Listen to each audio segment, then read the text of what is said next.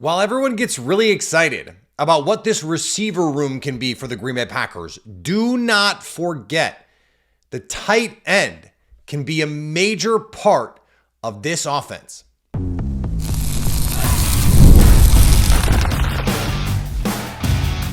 You are Locked On Packers, your daily Green Bay Packers podcast. Part of the Locked On Podcast Network, your team every day. You are Locked On Packers, part of the Locked On Podcast Network, your team every day. I'm Peter Bukowski, and I cover the Packers for The Leap, a newsletter I would love for you to subscribe to. Follow me on Twitter, Peter_Bukowski. Follow the podcast on Twitter, Locked On Packers. Like us on Facebook. Subscribe to the podcast, iTunes, Spotify, Google Podcasts, wherever you find podcasts, you will find Locked On Packers, the number one Packers podcast on the internet, and the show for fans who know what happened. They want to know why and how. Thanks to everyone who makes Locked On Packers their first listen every day. We hope you like starting your day with us as much as we like starting our day with you, especially you, Keyshawn Nixon. If you know, you know. Today's episode brought to you by our friends at LinkedIn. LinkedIn Jobs helps you find the qualified candidates you want to talk to faster. Post your job for free at linkedin.com/LockedOnNFL. That's linkedin.com/LockedOnNFL to post your job for free. Terms and conditions do apply. This time last year, all anyone could talk about, national media who went to the Packers training camp and the conversations among fans leading into this year, because we didn't know what Jayden Reed and Dontavian Wicks would ultimately bring in this offense. We didn't know what Jordan Love would look like, and that was a lot of waiting games. Like, even good training camps, I don't think would have brought the same discussion that Luke Musgrave got last year. Spring ball immediately. He walked in. This guy is the starting tight end, and rave reviews from the jump, from Matt LaFleur, from all of the coaching staff, from the players, the national media, again, that would come to see him. Tom Pelissero called him the biggest fast guy he'd ever seen. And it started off that way for him. He was getting a decent amount of targets, and then he gets hurt, and then Tucker Kraft walks right into an essential role in this offense, creating big plays down the field, run after catch opportunities. And while we saw Dontavian Wicks and Jayden Reed and Romeo Doubs and Christian Watson to varying degrees, and Bo Melton late in the season, and even Malik Heath with the flashes there, now we're talking about Grant Dubose, and everyone's, Matt LaFleur is saying, hey, maybe we need to play some 10 personnel. He was maybe partially joking about that.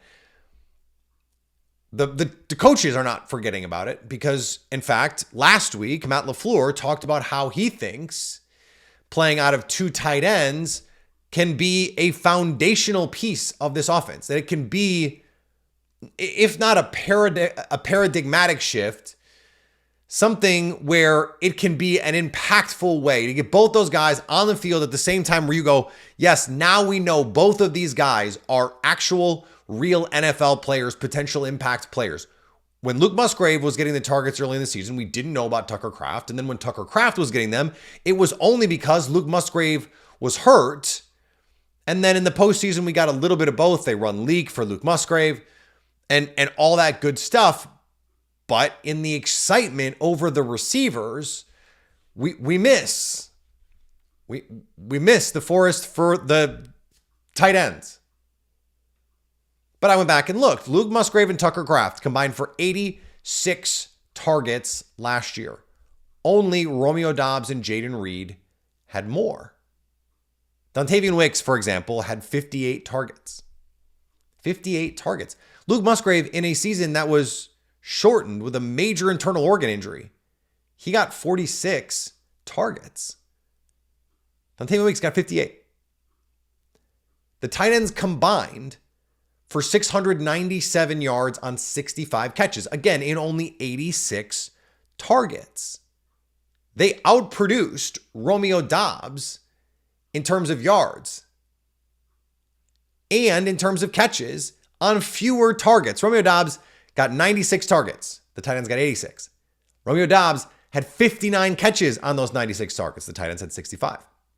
Romeo Doubs had 674 yards On those 96 targets and 59 catches, the tight ends had 697 yards on 65 catches and 86 targets. There is a meaningful role and potentially a big role in this offense for the tight end. The question is going to be the style of play, because Luke Musgrave has shown enough as a blocker that in line you go, okay, he can do that part of it. But ideally, he's split up and he's winning vertically because, or you're getting him run after catch opportunities in space. He's got to stay on his feet, of course, but his speed is real. You throw him a 4-yard little crossing route, and if he's got the linebacker on his hip, he can be gone and it can be 15 in like 3 steps. That's how explosive he can be. Tucker Kraft can make guys miss after the catch, but he's not going to be as dynamic down the field. We saw, though, there were times, in the Giants game, Tucker Kraft did create a big play and then bounced off a defender and kept going.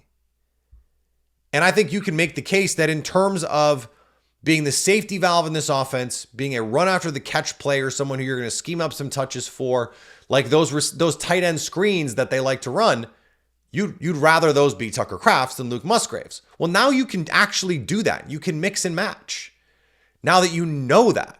So early in the season, you're trying to manufacture some touches. You're trying to get Luke Musgrave involved, but Tucker Kraft is the more capable and dangerous tight end in a place like that. So now, without being predictable by personnel, you know that you can run a play like that with Tucker Kraft. Whereas if you want to create a passing game opportunity in the drop back game, that's not some schemed up touch, Luke Musgrave is probably your guy. And if you want to threaten the seam vertically, Luke Musgrave is definitely your guy. And even if you know that's coming, you still have to have a linebacker and or a safety that can run with him at his size. And that, for nearly every team in the NFL, is going to be a problem. Even teams with good secondaries, with disciplined defenses, found it tough at times last year. And it took a freak injury to stop him from setting the Packers tight end rookie record. And Tucker Kraft, if there had been like one more game in the regular season, might have said it himself. It was a rare opportunity to have 2 tight ends who, if either one had stayed healthy over the course of the season, they would have been at least in the conversation for the best Packers rookie tight end ever. And they had 2 of them. And now you're getting contributions from Joe Wilson, who can add some depth there potentially. I know that that's a bit, but that's a guy that I think it can be a useful NFL player as your tight end 3, tight end 4. There is real opportunity here. And it has not been something that has been front and center in our discussions. And I think when you look back at last year, I think the perception was that Luke Musgrave was going to come in and potentially be the Mark Andrews type in this offense where you can funnel the passing game through him. That was the kind of conversation we were having about Luke Musgrave, and now that's gone by the wayside a little bit. And part of that is because all of these other receivers have shown out. We're just more used to in the NFL in general, and certainly, from a Packers standpoint, more used to seeing the offense funnel through receivers.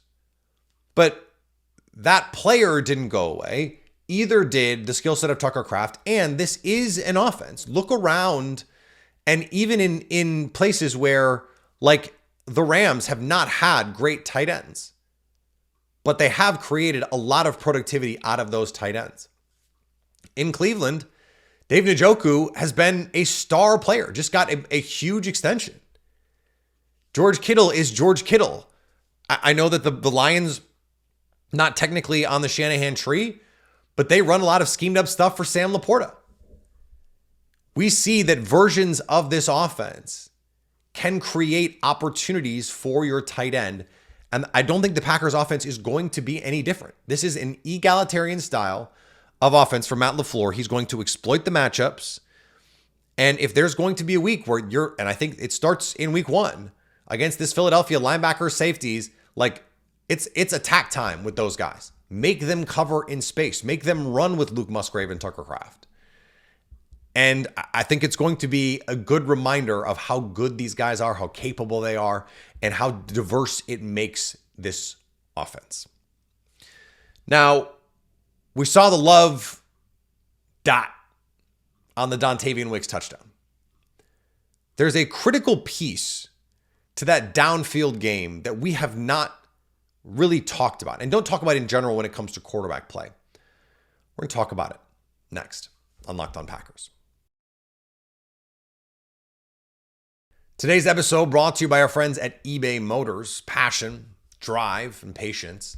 The formula for winning championships is also what keeps your ride or die alive. eBay Motors has everything you need to maintain your vehicle and level it up to peak performance. Superchargers, roof racks, exhaust kits, LED headlights, and more. Whether you're into speed or power or style, eBay Motors has you covered. With over 122 million parts for your number one ride or die, you'll always find exactly what you're looking for. And with eBay Guaranteed Fit, your part is guaranteed to fit your ride every time or your money back. Because with eBay Motors, you're burning rubber, not cash. With all the parts you need at prices you want, it's easy to make your car the MVP and bring home huge wins. Keep your ride or die alive at ebaymotors.com. Eligible items only. Exclusions apply. eBay Guaranteed Fit only available to U.S. customers. We're going to talk Jordan Love decision-making in just a second, but before we get there, thanks for making Locked On Packers your first listen. For your second listen, go check out Locked On Fantasy Football. Get daily insights to the best fantasy draft strategies so you can win your league this season. Part of the Locked On Podcast Network, your team every day. Adam Stenavich said something interesting about Jordan Love and his ability to throw the ball down the field. And what he said was that Jordan Love forced a lot of deep throws early in the season. He had to learn to take the checkdowns when they were available, and that his growth throwing down the field was not a mechanical difference. It was about picking his spots. It was more about taking what the defense gave him. And I think this is something that we don't talk enough about when we talk about quarterback accuracy, though I do think it is generally true. Accurate quarterbacks tend to also be really good decision makers. Like, you can't think of very many quarterbacks who are pinpoint accurate and who also make a lot of risky throws and put the ball in harm's way on a regular basis. It just so happens that it usually correlates. Now, is that just a coincidence? Is that just a skill set thing where, like, if you're not the big arm guy, you're the accurate guy, you have to be a good decision maker. And if you are the big arm, Josh Allen, gunslinger type, you just don't have to be as accurate. I don't think so. I think accuracy is downstream of decision making. What do I mean by that? Well, think about basketball. It is intuitive to us that a player who takes a lot of bad shots is not going to shoot a high percentage. And I don't mean 20-footers based on the analytics that say that's not a good shot based on the rate, the difficulty, and that you could take a step back and it could be a three. I'm not even talking about that. I'm talking about the players, and we know who they are, who they take contested shots. It's not that they take long twos. They take long twos early in the shot clock with a hand in their face. It is just intuitive to us to say, not only are those not good shots, but it's not the best way to play. It's not going to lead to good outcomes. Yes, of course, they are not shooting a high percentage because those are the shots that they are taking. And so think about this with Jordan Love. He did not have a high turnover-worthy play rate last year. In fact, he had a better turnover-worthy play rate than sort of like Brock Purdy. But early in the year, when you think of the deep balls and the interceptions that he threw, a lot of them were prayers, bad decisions, and that led to the bad ball placement. In the Raiders game, he's late to Christian Watson on the potential game winner. He's late. And it doesn't end up being a bad decision. It was a good decision to throw the ball. It turned into bad placement, but it stemmed from a bad decision, and that was the decision to get there late. He could have thrown it a step or even two earlier and given himself a better chance at a completion. In the second half, he became more decisive. And when you are more decisive, and not just decisive, making good decisions, that begets more good decisions. So when you can find the right guy and you have an opportunity to hit a deep shot and you hit it, you hit your back foot and you let it rip. That's a good feeling. You go, hey, this is nice. I like this. And when you don't feel the need to press, now you're playing with more confidence because you're playing freer. And then it's throw, don't aim. You don't have to feel like you have to be perfect. You're not hoping and heaving, which is what it felt like a lot early in the season. Hey, I've just got to manufacture someone back foot. I'm just going to chuck it. We saw that way too often in the start of the year. And part of that is because I'm sure Jordan Love felt like if I don't just do something here, it's not going to get done because the receivers were inconsistent. The offense was a mess. Matt LaFleur admitted he did not have the right aggressive mindset. We talked about this with Warren Sharp last week. And the offensive line was not opening up running lanes. So this was all on the offense. Jordan Love, just go figure it out. And he was pressing. He was making some bad decisions. And that led to accuracy problems because it's like if you make a throw you're not supposed to make, one of the reasons is because it's a really hard throw to make. And the risk is not worth the potential reward. Of course, you're going to look inaccurate when those are the throws you're trying to hit, when you're trying to be perfect between two defenders on a ball where you should not have thrown it. Yeah, it's going to be bad ball placement, and you're going to feel the need to be more perfect in those scenarios. And we don't talk enough about accuracy being a direct result of the decisions that are being made. Look at Joe Burrow. I mean, he's a computer out there with the way that he makes decisions. And he is as accurate as any quarterback in the league. Dak Prescott, same way. He reads and processes so quickly. Now in the playoffs, different animal sometimes. But he's an incredibly accurate quarterback, and he's a very, very good decision maker. Now, when you can put this all together, when you can be Justin Herbert, or you can be Patrick Mahomes, or you can be Aaron Rodgers in his prime, and you can put those things together, Rodgers is the best decision maker ever over the course of his career. And he had the superlative physical traits to go with it. Well, Jordan Love has both of those things too. And we saw by the end of the year, one of the best decision makers in the league, processes very quickly, and was playing with the confidence to just say, back foot, ball out, bang. And that confidence, that rhythm, that decisiveness leads to better outcomes directly.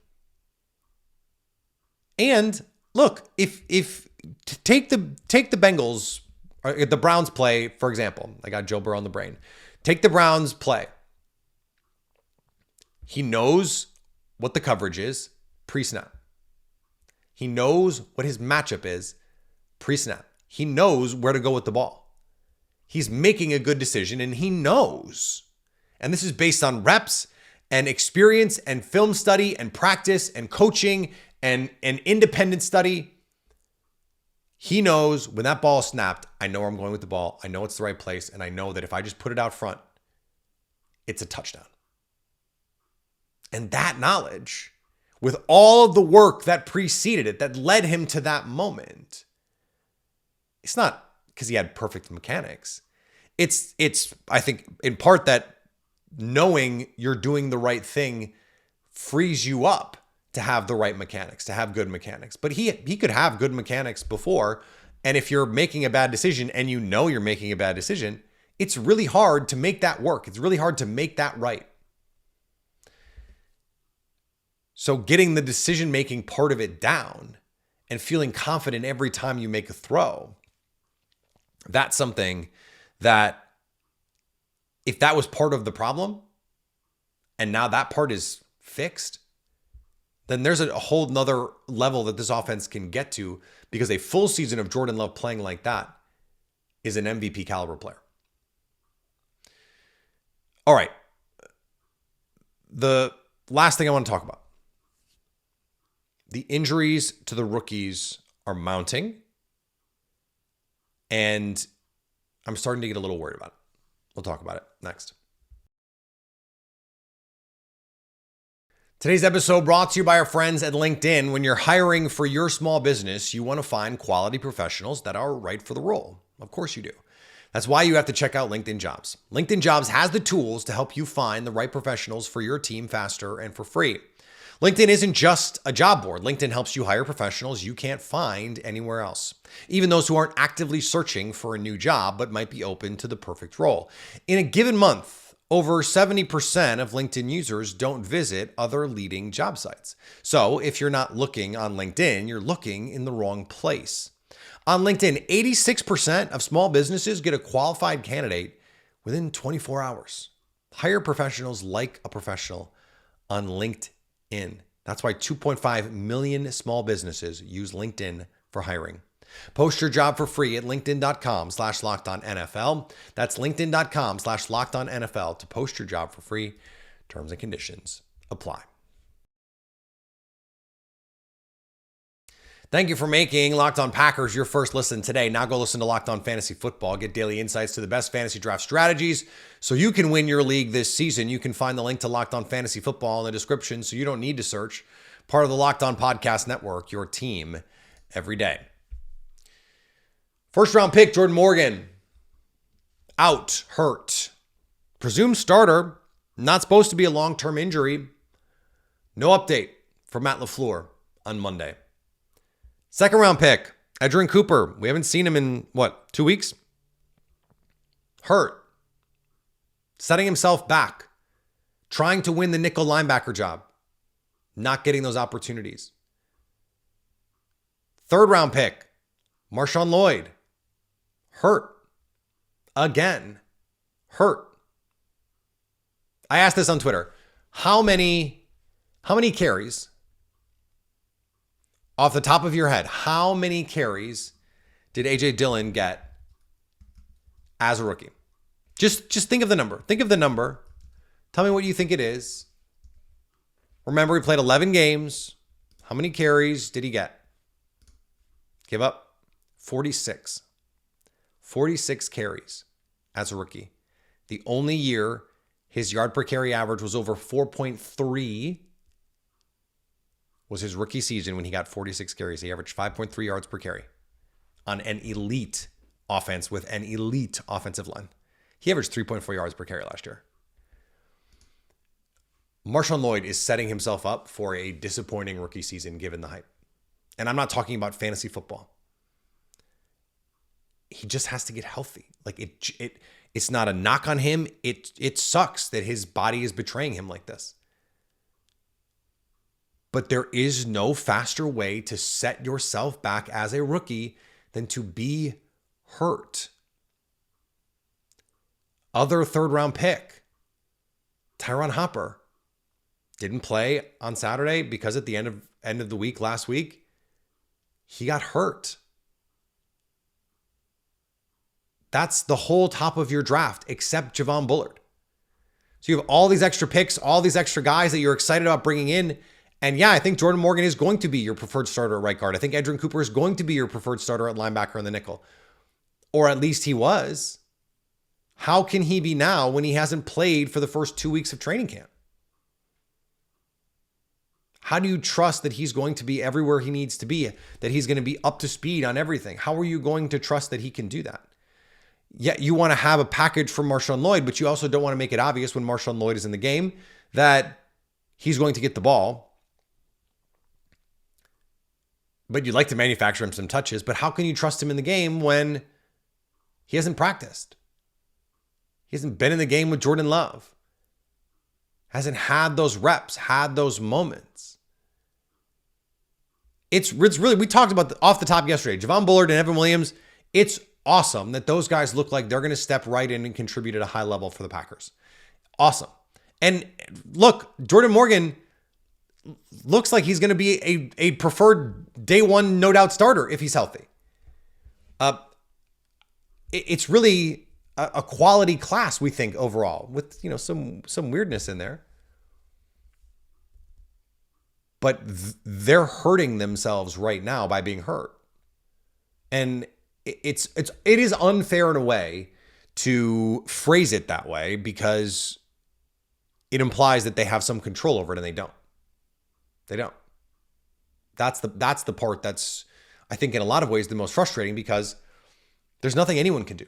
I'm sure no one is more frustrated that he's not out there than Jordan Morgan and Adrian Cooper and Tyron Hopper and all that. Like, they hate that.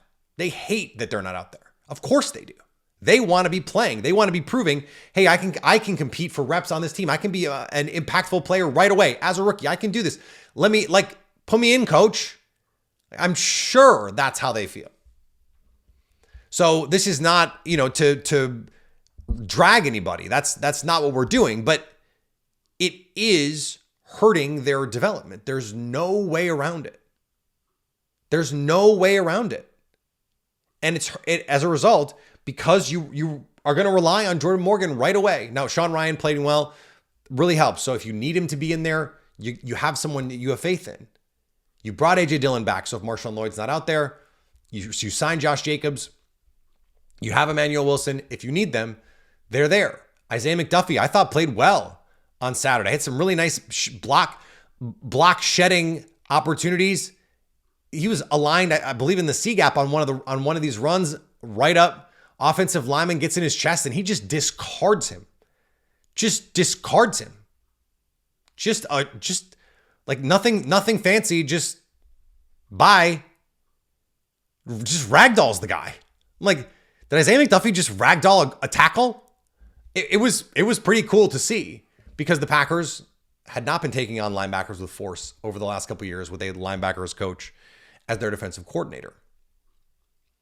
They have Quay Walker. They have Isaiah McDuffie. They may have to consider a veteran given the current state of their linebacker room, though. Because how can you trust that those guys are going to be where you need them to be in a game that matters? Against the 49ers in November or in January, how can you trust that those guys are going to be ready? Right now, you can't, because we haven't seen it. And so, again, no one is more frustrated about this than those guys. But that's the reality of the situation right now, is they're not able to help the team. And by not being out there to practice, they are hurting their own development. It is hindering them, hindering their development. Let me phrase it that way. Because again, this is not an active decision that they're making. This is not their fault. They're hurt. But it is setting them back that they are hurt. And it is thus setting the Packers back, especially in places like guard and linebacker, where those are guys that they need right now, today, to have those players play a meaningful role for this team. And so they need to get back ASAP for themselves, more than anyone else, for themselves. But, then for the team too. Back tomorrow, much more here on Locked On Packers as we head toward preseason game number 2. We do not expect the starters to play in this one, as I said, I believe yesterday. So this is going to be a lot of the backups. This is when you'd love to get Adrian Cooper out there. It's when you'd love to get Jordan Morgan. Maybe not Jordan Morgan, but you certainly get Tyron Hopper. Play the whole game, Tyron Hopper. Get out there. You'd love to see Marshawn Lloyd get 8, 10 carries, get 12, 14 touches, just to see what that looks like. You're probably not going to be able to do that. But these preseason games would be a nice showcase for that. Instead, Grant DeBose is going to kill it. We're going to see Michael Pratt, Emmanuel Wilson. And Emmanuel Wilson might be, making a case that he needs to have a bigger role in this team. So we're going to talk about all of this in the coming days as we get you ready for the 2024 Packers season. Follow me on Twitter, Peter_Bukowski. Follow the podcast on Twitter, Locked On Packers. Wherever you find podcasts, go subscribe to us there. On social media, wherever you find social medias, we're there too. Locked On Packers is on Instagram. It's on TikTok. It's on YouTube, where we are currently playing this video. Even if you're not watching us, it's there for you, so you can stay Locked On Packers.